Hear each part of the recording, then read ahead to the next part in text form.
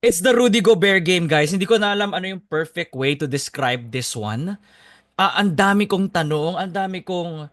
Alam ko hindi ako coach, pero guys, I think I represent a lot of you asking, why didn't... First of all, Jackson Hayes, alam naman natin, guys, to be clear, Jackson Hayes is not a superstar. But this is a game wherein you needed a center na siguro like give him a few 5-10 minutes, 'di ba? Maybe he could have disrupted Rudy Gobert's 20 and 20 game. Tapos Maxi Clay ba? Yung debut game niya gagawin mo in a crucial closeout game for the Wolves. I mean, I believe ako kay JJ Redick pero ito yung game na medyo hindi ko talaga naintindihan as a fan. And just to make it clear, Anthony Edwards is the Kingslayer. He has eliminated Kevin Durant last year.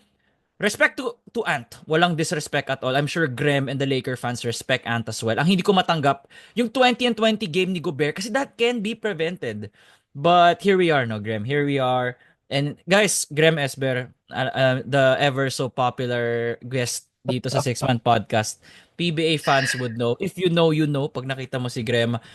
And Graham, ikaw, what was going through your mind as that game was going on till the fourth quarter when you know na shit wala na to. Tapos na.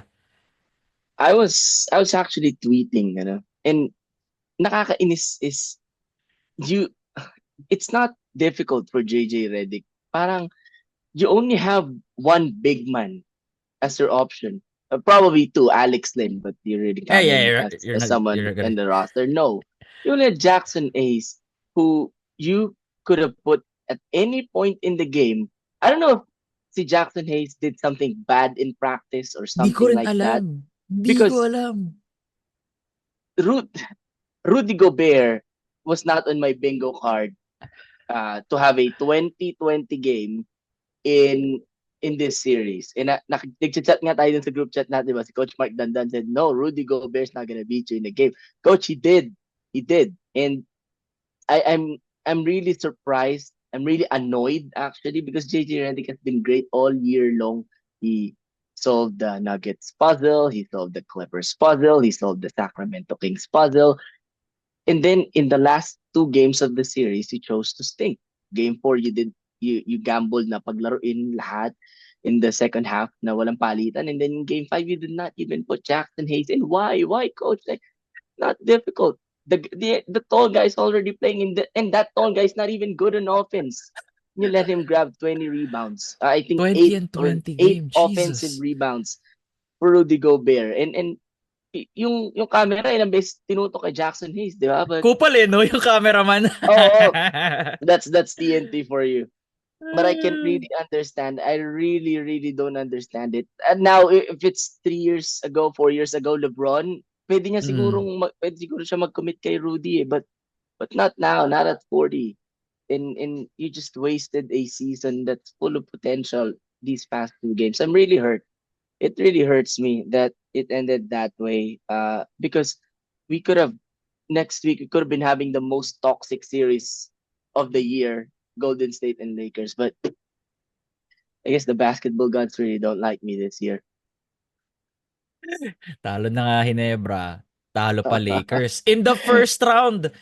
Magigets mo uh, siguro, Graham, kung sa Warriors pa eh. Like, okay, gets naman. Pero mm-hmm. gets mo rin sa Timberwolves eh. You gotta give credit as well to Julius Randle, Jaden McDaniels. Kung babalikan mo yung series, you go to their roster and, okay, and is this new, would you still consider, he's this new Is race car. The new uh kid on the block, kumbaga. Na, he's already arrived and he's crossing out legends left and right. And Steph Curry Steph could Curry be could be next. next. Could be next on Yes. that list. And Uh that's why in a way na okay, deserve mo rin yung, ay not deserve, naiintindihan mo saan nagkamali yung Lakers. And I would say this, Graham, no? When you guys got Luka Doncic, this was not a roster na built for Luka yet. Kasi mid-season yes. acquisition eh. Uh You guys were supposed to get Mark Williams pero kasalanan ba na Lakers yung kasalanan ba na Charlotte yun na his physical, he didn't pass the it's the physical, di ba? Lakers' fault. It's the Lakers' fault na nirescind nila yung trade because why? Mm. Why are you going to rescind the trade na yung pinalit mo, which is si Dalton Connect and si Cam Reddish, hindi mo rin naman gagamitin. I mean, nakita mo yung tweet ni Mark Williams? The guy I doesn't tweet did. at all, and then today he He just tweeted a tweeted. smiling emoji, and I actually found it very funny, and he deserves to laugh at the Lakers because hey, the guy played, He could di have ba? helped. He played, 'di ba? He played in Charlotte, but He I'm would not have sure played. anong nakita ng Lakers na, oy, hindi natin Eh, papasa physicals ito. did they in the last minute think of Dalton Connect as someone who will, you know, bring them over the hump? Because I really don't understand this, and he was the guy that they needed tonight. Again, no, sana ginamit mo yung Dalton Connect bago yung Maxi Kleber. I wanted Um, he could have helped. He could have helped like maybe oh, some extra, firepower that could alleviate the load on Roy Hachimura was locked in. You gotta give it to Roy. oo Uh, nga. si Austin Reeves medyo tagilid, no, this game. Or ako Yeah. lang. I felt na No, no, tagilid no, siya. no.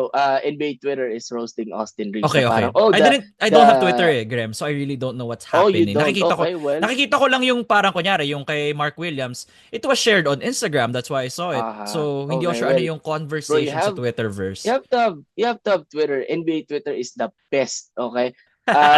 People are editing yung si Austin Reeves as with the D'Angelo Russell face because you know how D'Angelo Russell usually uh, stinks up in yeah, in that in playoff games. It was tough. Actually, people were claiming Austin Reeves is already their third star. It looks like after this series, those talks are gonna be paused for now because like yeah. he did not come up, especially in game 5 when they needed him the most. But I think in what this series tells you, and this is the state of the NBA right now, is you cannot build a super team overnight anymore. Like that era is gone. Na Kita rin plug naman plug mo. kita. Kita. Yeah, it happened to KD in Phoenix, and then now to Luka with the Lakers. But the good thing about Lakers is they have 10 years of Luka ahead of them. Probably one more year of Bron, probably not. We will never know, but they I feel like have he's coming back. I feel he wants to give it a try na uh let's give Luka the pieces before I retire. Kasi I know deep down, talino yan eh. Na this is not the mm, roster to that can compete with a Luka Doncic-led team, 'di yes. ba? You need centers, 'di ba? The reason why the Mavericks eliminated the Timberwolves last season is because he had Lively and Daniel Gafford. Yeah. Those guys really help. Underestimate, ano tawag doon, parang hindi lang na casual fans won't know the value of guys like that, but they Oh, bring so much. They change the game so much na wala sa stats. they negated si Gobert. Yung dalawang big man na yun, they negated Oo. Gobert in the conference finals. But yeah, you're right.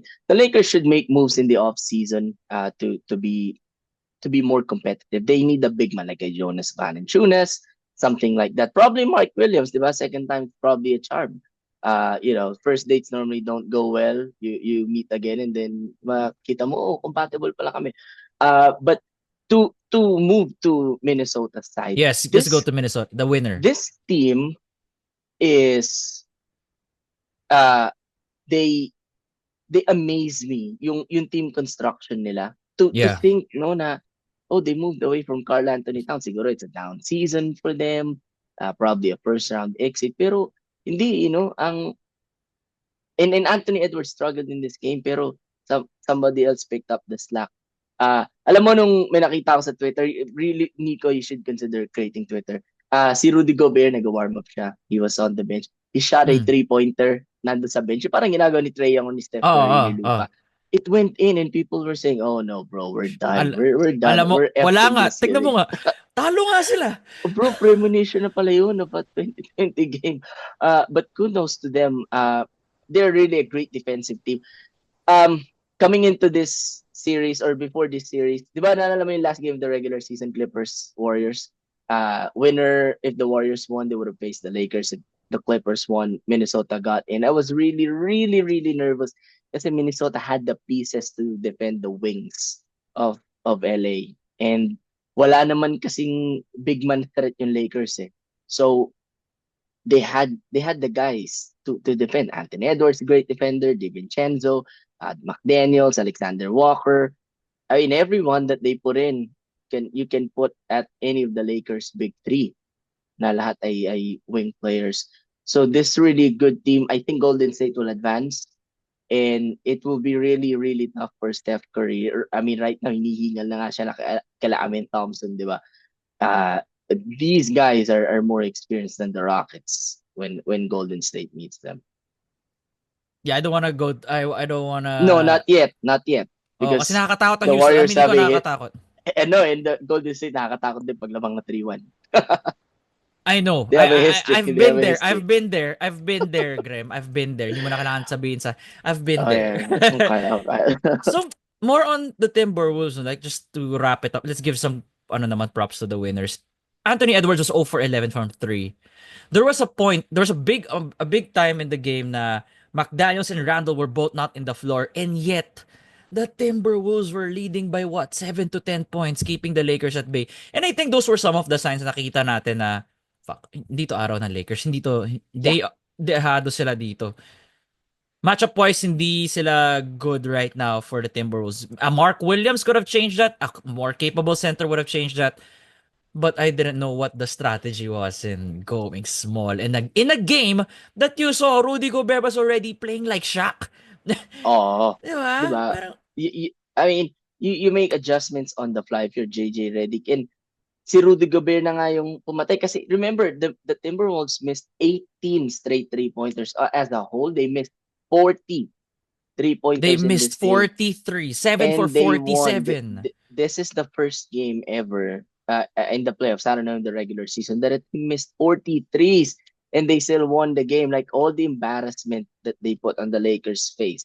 Lakers never lost a series, a first round series when they're a top 3 seed. They did now. A team never won after missing 43s in a game. They did now. All because of Rudy Gobert. Ant did not show up in this game. He didn't nga. I did not It feel was him Rudy at all. Gobert. It was Rudy Gobert and it was Julius Randle. And again, those are their 4 and 5 na JJ Redick failed to address.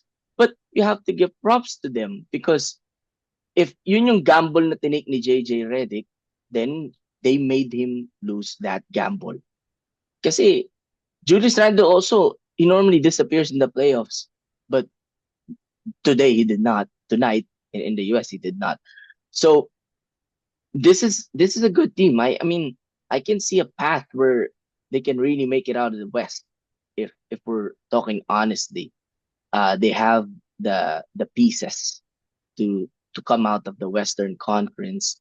I was really afraid going into this series that it goes 7 Lakers in 7. I was not really buying Lakers in 5. That was just for fun. Yeah, But yung si Onk ngayon nasa ano pa, is in the middle of a lawsuit. So, oh well, that's actually yun nga sabi ni NBA Twitter mula nung nagkaganon si Shannon Sharp with the downfall started, which you can trace back and that's probably true. But I always thought it was Lakers in 7 because I always give Minnesota the credit. The only reason I picked Lakers in 7 is they have Luka and Minnesota kind of downgraded, but boy, the matchup. They coach who's the coach of the Minnesota Timberwolves? Chris Finch. He outcoached JJ Redick Galing ni Chris Finch. in this game, in this series. And the Lakers will look back to games 3 and 4, saying they could have been the ones up 3-1, but you can only do that and move forward. Minnesota was the better team all series long. They were better for 80% of game 4 or game 5. And they're moving on. It hurts right now as a Lakers fan. I may cancel League Pass because I'm not in the mood of watching games anymore. But I might be robbing myself of a couple of great series. Nakabayad ako for the year so hindi ko pwede i-cancel. Well, ako for the month. For the month. Okay. Which is going to build tomorrow. So I'm thinking cancel ko na ba? But Minnesota Golden State may be nice. Clippers Nuggets pang ano natin, nice. pang content natin. Para at least pag tinatanong kita, Graham, at least aware ka.